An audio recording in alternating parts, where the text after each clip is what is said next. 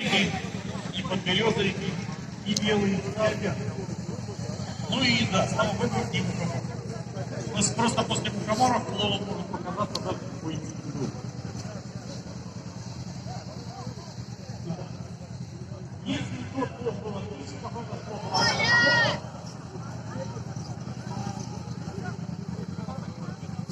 от команды Академии.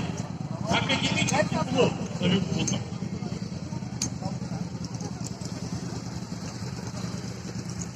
Первое место у нас на площади вегетарианской, нам утверждают, что там должно быть мясо.